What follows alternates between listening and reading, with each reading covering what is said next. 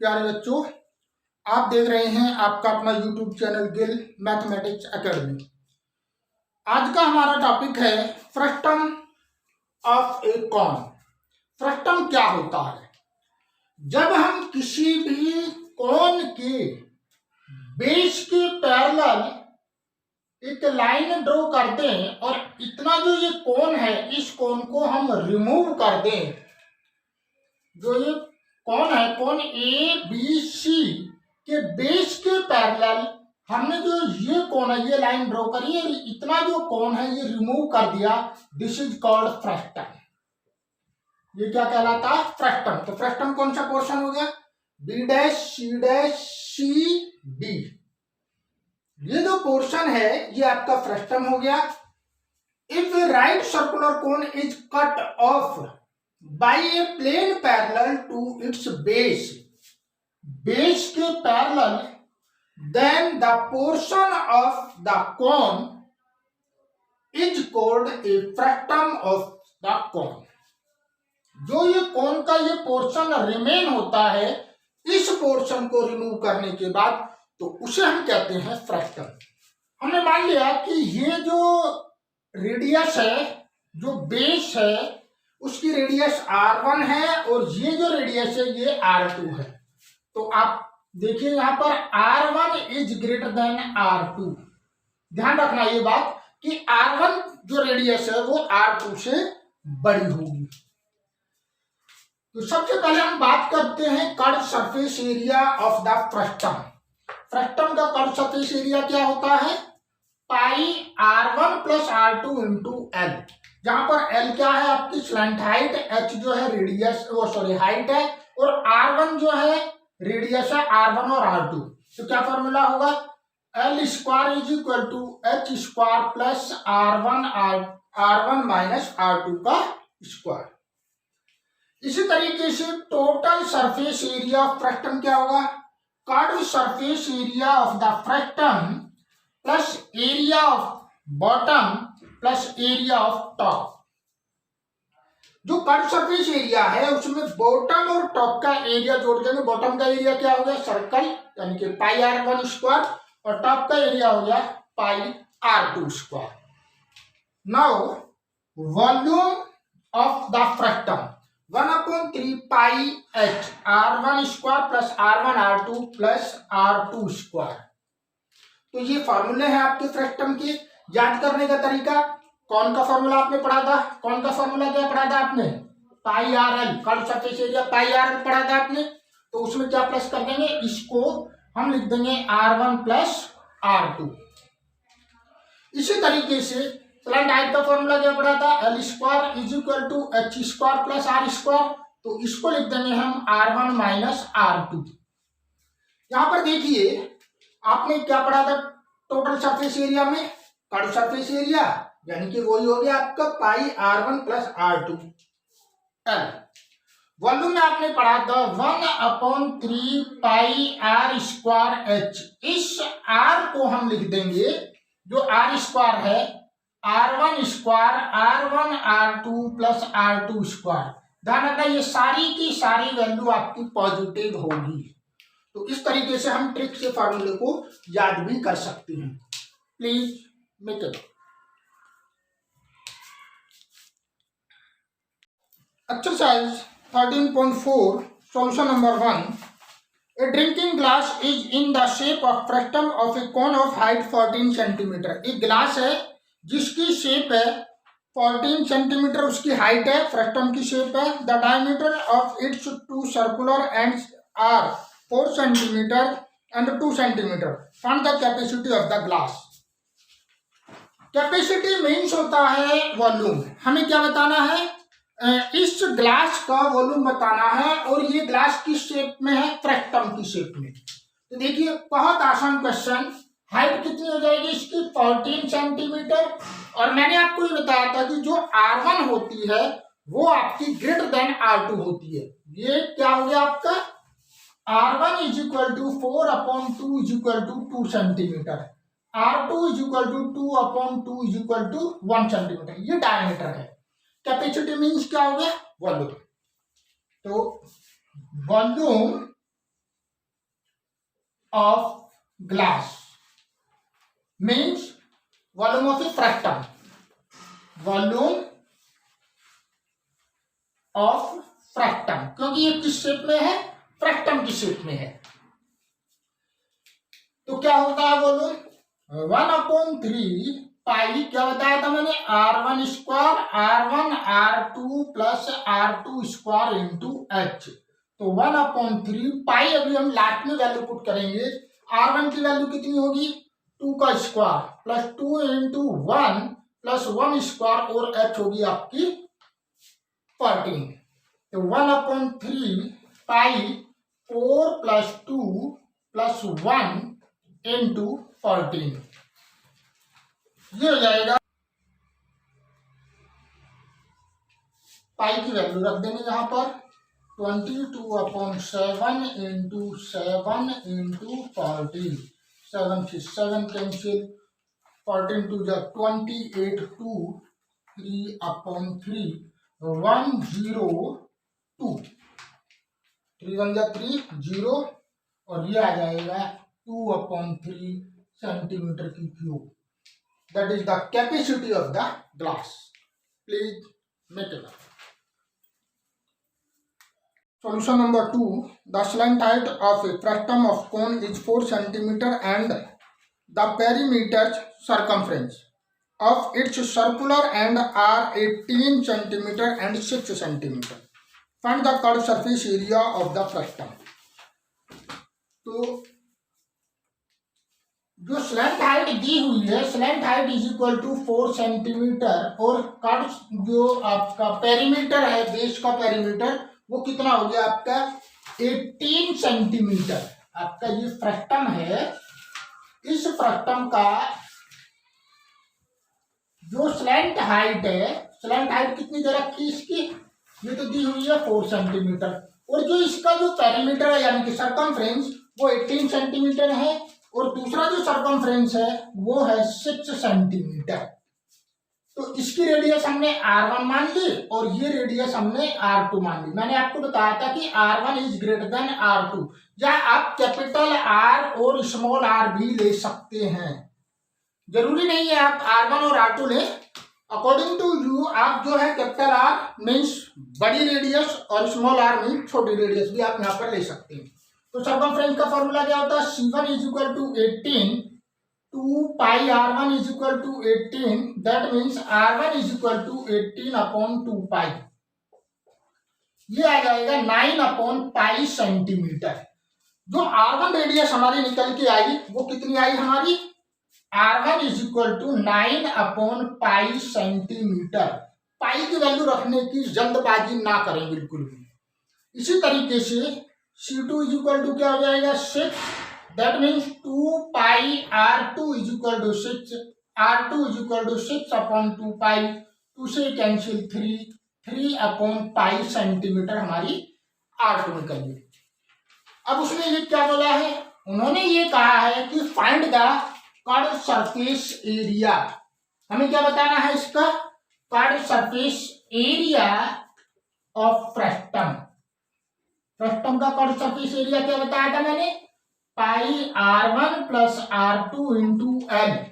याद करने की क्या ट्रिक बताई थी, कौन का कर्व सरफेस एरिया क्या होता है, पाई RL। तो इसकी जगह क्या लिख देंगे हम, R1 प्लस R2, इस R की जगह लिख दो R1 प्लस R2, आपका कर्व सरफेस एरिया बन जाएगा। तो ये हो जाएगा पाई, R1 की वैल्यू कितनी है 9/पाई इंटू 3/पाई, सॉरी यहाँ पर आएगा प्लस, और हाइट कितनी होगी आपकी 4, तो ये हो जाएगा पाई और ये होगा 9 और 3 12 पाई इंटू 4, पाई से पाई कैंसिल, 48 सेंटीमीटर स्क्वायर जो है उसका कर्व सरफेस एरिया हो जाएगा। Now solution number 3, if the cap used by the turf is shaped like the fractum of cone, see the figure. If its radius of the open side is 10 centimeter, radius at the upper base is 4 centimeter and its slant height is 15 centimeter, then find the area of material used for making it. देखिए यहाँ पर ये इसमें कितना material लगा हुआ है ये हमें बताना है, just like a joker cap. तो जोकर कैप क्या होती है, ये वाला जो अपर पोर्शन है ये आपका छोटा होता है और ये जो पोर्शन है ये बड़ा होता है, यानी कि कैप की तरह की पैच है। तो इसमें क्या दिया हुआ, बहुत आसान क्वेश्चन, इसमें कहा कितना मटेरियल लगा हुआ। देखिए मटेरियल कहाँ लगा, कर्व सरफेस एरिया में लगा है और टॉप पर मटेरियल लगा हुआ है, यहाँ पर कोई मटेरियल नहीं, ये ओपन है इस साइड से। तो देखिए क्या दिया है, L इज इक्वल टू तो 15 सेंटीमीटर, और R1 क्या बताया था मैंने, R1 बताया था हमेशा बड़ी रेडियस, तो ये कितनी हो जाएगी 10 centimetre. R2 is equal to कितनी होगी 4 सेंटीमीटर। तो एरिया ऑफ रिक्वायर्ड एरिया क्या हो जाएगा, इज इक्वल टू, ध्यान दीजिए, curve surface area plus area of top, curve surface area plus area of top, top का एरिया। तो कर्व सरफेस एरिया क्या हो गया आपका पाई R1 plus R2 into L, और टॉप का एरिया क्या हो जाएगा पाई R2 स्क्वायर, R2 स्क्वायर रख दीजिएगा वैल्यू। पाई R1 कितना है मेरे पास 10 प्लस 4 और स्लैंट हाइट है 15, पाई R2 कितना है 4 का स्क्वायर। देखिए क्या कॉमन है इसके अंदर, पाई कॉमन है, तो कितना हो जाएगा ये 14 इंटू 15 प्लस ये आ जाएगा 16, तो ये कितना हो जाएगा 22/7, 15 4 जा 66, और ये आ गया 210 प्लस 16, ये आ जाएगा 22 इंटू 226/7, तो इसकी मल्टीप्लाई करने पर आ जाएगा 4972 डिवाइडेड बाई 7, ये आ जाएगा 71027 centimetre square. That is your answer, please make it up. Now solution number 4, a container opened from the top and made up of a metal sheet is in the form of a fractum of a cone of height is 16 centimeter with radii of its lower and upper end as 8 centimeter and 20 centimeter respectively. Find the cost of milk. Milk means cost of milk का मतलब है हमें इसका volume निकालना है, which can completely fill the container at the rate of ₹20 per litre. Also find the cost of metal sheet used to make the container if it cost ₹8 per 100 centimetre square. पाई की value 3.14 लेनी है। इसने ये कहा कि इसके अंदर कितना मिल्क आएगा, तो कितना मिल्क आएगा इसके अंदर, क्या करेंगे हम, सबसे पहले देखिए यहां पर R1 is equal to 20 centimetre, R2 is equal to 8 centimetre और हाइट होगी इसकी 16 सेंटीमीटर। तो वॉल्यूम ऑफ मिल्क क्या होगा, वॉल्यूम ऑफ बकेट या फ्रैक्टम कितना हो जाएगा, पाई 1/3 पाई R1 square R1 R2 plus R2 square into H, value रख लेते हैं 3.14। R1 का स्क्वायर कितना हो गया 400, R1 R2 कितना हो गया प्लस कितना हो जाएगा ये 600, 24 इंटू 16/3 इंटू 100, तो ये कितना आ जाएगा आपका। अब देखिए ये है सेंटीमीटर की क्यूब, तो आप जानते हैं कि 1 litre is equal to 1000 centimetre की क्यूब होता। तो जब हम सेंटीमीटर की क्यूब को लीटर में चेंज करेंगे तो 1000 से डिवाइड कर देंगे। तो ये हो जाएगा 314 into 624 into 16 divided by 3 into 100 into 1000। ये आ जाएगा अप्रोक्सीमेटली आपका 10.45 लीटर। कितना आ जाएगा? 10.45 लीटर। तो rate of milk is equal to हो जाएगा ₹20 पर लीटर। 1 लीटर कितना है? 20 रुपीज का। तो कॉस्ट ऑफ मिल्क कितना हो जाएगा? हमारे पास मिल्क कितना? 10.45। तो कॉस्ट ऑफ मिल्क कितना मिल्क है मेरे पास? 10.45 इंटू 20। तो कितना हो जाएगा ये? 209 रुपीज। तो ये तो होगी मिल्क की कॉस्ट। एक आंसर तो आपका ये हो गया। नाउ अब क्या कह रहा है? कितना मटेरियल इसमें यूज हो रहा? कितना मटेरियल यूज हो रहा? Curve surface area plus area of bottom.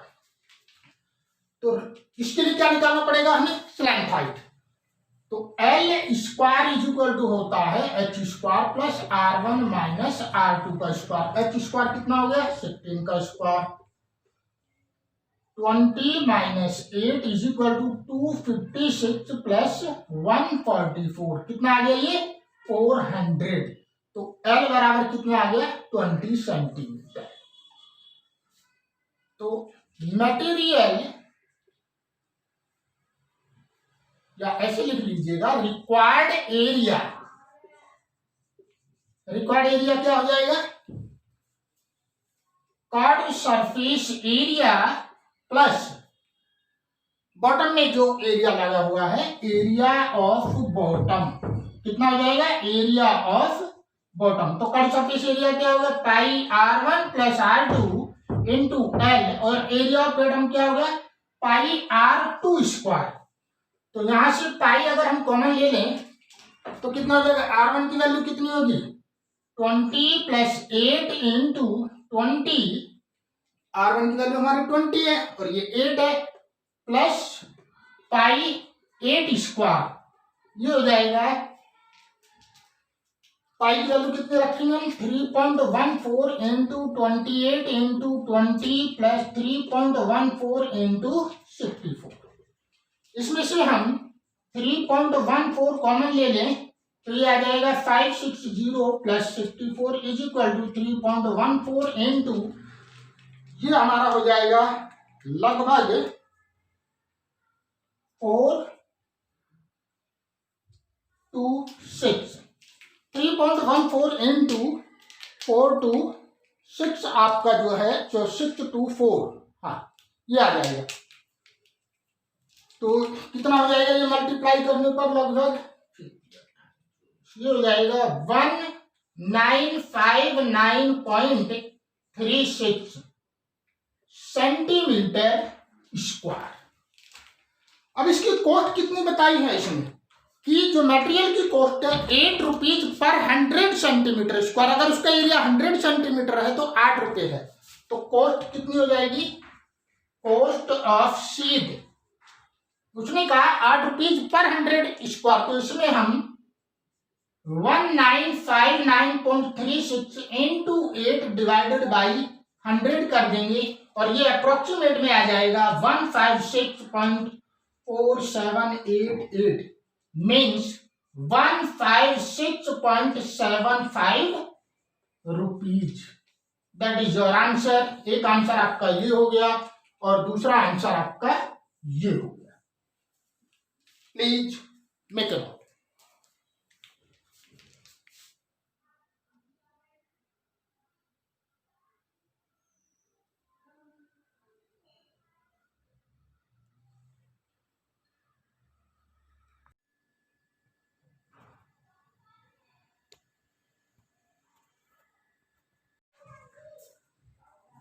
Now, solution number 5, last question of this chapter. A metallic right circular cone 20 centimeter high and whose vertical angle is 60 degree is cut into two parts of the middle of its height by a plane parallel to its base. If the frustum so obtained be drawn into a wire of diameter 1/16 centimetre, जो wire हमने लेना है उसकी diameter है 1/16 centimetre. Find the length of the wire. Wire की हमें length बतानी है. यहाँ पर क्या किया, ये एक फ्रस्टम है और इतना पोर्शन रिमूव कर दिया. ये कौन है, इस कोन का ये पोर्शन कट करके रिमूव कर दिया. तो जो ये फ्रस्टम बना, इस फ्रस्टम को कन्वर्ट करके एक वायर बना. वायर किस शेप में होगा, सिलेंडर की शेप में. तो इसका वॉल्यूम और जो सिलेंडर है वायर है उसके वॉल्यूम को बराबर ले लेंगे हम, फिर उसकी लेंथ निकाल लेंगे. तो क्या करेंगे हम, हमें सिर्फ इसकी हाइट पता है और वर्टिकल एंगल पता है. तो angle DAE is equal to 60 degree. तो angle DAO is equal to कितना होगा, 30 डिग्री हो जाएगा. और हाइट कितनी होगी इसकी, height AO dash is equal to कितना हो गया आपका, AO डैश हो गया आपका 20 सेंटीमीटर. तो AO कितना हो जाएगा, 20/2 इज इक्वल टू 10 सेंटीमीटर. देखिए यहां पर उसने कहा ये जो पोर्शन है ये मिडिल से कट किया है, ये मिड पॉइंट है. तो ये 10 ये होगी और 10 ये होगी. हमें क्या चाहिए, हमें R1 चाहिए. तो सबसे पहले इन ट्राइंगल ADO में क्या लेंगे, देखिए ये एंगल है, इसके सामने की साइड ये परपेंडिकुलर होगी और ये बेस हो गया. तो परपेंडिकुलर और बेस किस में होता है, tan थीटा में. तो tan 30 degree is equal to क्या हो जाएगा, DO/AO. DO क्या है, R2 और AO कितनी है, 10.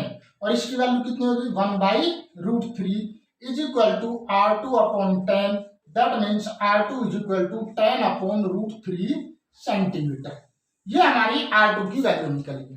अगेन सिमिलरली बिल्कुल इन ट्राइंगल ABO डैश में ये कितना है, थीटा. इसके सामने का ये परपेंडिकुलर और ये आपका बेस हो गया. तो क्या लेंगे हम, tan 30 degree is equal to बिल्कुल इसी तरीके से BO/A नहीं BO डैश/AO डैश. तो BO डैश कितनी है, R1 और AO डैश होगी 20. इसकी वैल्यू होगी 1/√3 is equal to R1/20. That means R1 is equal to 20/√3 centimetre. हमारी R1 भी निकल गई, R2 निकल गई. और हाइट कितनी होगी आपकी, इसकी फ्रस्टम की हाइट कितनी होगी, ये देखिए ये होगी आपकी H बराबर. तो वॉल्यूम ऑफ फ्रस्टम कितना हो जाएगा, वॉल्यूम ऑफ फ्रस्टम, फ्रस्टम का वॉल्यूम कितना हो जाएगा, 1/3 पाई R1 square R1 R2 plus R2 square into H. तो इनकी हम वैल्यू यहाँ पर पुट कर देंगे. कितना हो जाएगा, 1/3 पाई की वैल्यू अभी मत रखना यहाँ पर. तो R1 कितना निकला हमारा, 400/3, 10/3 आ जाएगा. दोनों की मल्टीप्लाई करेंगे. और R2 स्क्वायर कितना हो गया आपका, 100/3 और H हमारी 10. हाइट कितनी होगी, 10. पाई/3 इंटू ये हो जाएगा 700/3 इंटू 10. दैट मीन्स 7000 पाई/9 सेंटीमीटर क्यूब जो है इस वाले फ्रस्टम का वॉल्यूम हो गया. अब हमें इसे काय में कन्वर्ट करना, वायर. Let H be the length of wire. H क्या मान लिया हमने, वायर की लेंथ. और उसकी जो डायमीटर है वो कितनी रखी, 1/16 सेंटीमीटर. तो रेडियस कितनी हो जाएगी, 1/32 सेंटीमीटर. तो वॉल्यूम ऑफ वायर क्या हो जाएगा, πr²h. अच्छा हमें निकालना है भाई, इसको हमें कन्वर्ट करके वायर बना दिया. तो इस वायर का वॉल्यूम और इस फ्रस्टम का वॉल्यूम दोनों बराबर ले लेंगे हम. तो पाई इंटू 1/32 का square into H. According to question क्या हो जाएगा, ये और ये दोनों इक्वल हो जाएंगे, तो पाई अपॉन 32 का square into H is equal to 7000 pi upon 9। Pi से pi cancel, h is equal to 7000 into 32 upon 9। जब हम इसे सॉल्व करेंगे तो एटलीस्ट कितना आ जाएगा, ये 796,444 सेंटीमीटर, 79644 सेंटीमीटर। तो हाइट या length of wire is equal to कितना हो जाएगा, 796,444 divided by 100 is equal to 796,4.44 metre. That is your answer. Please make it out.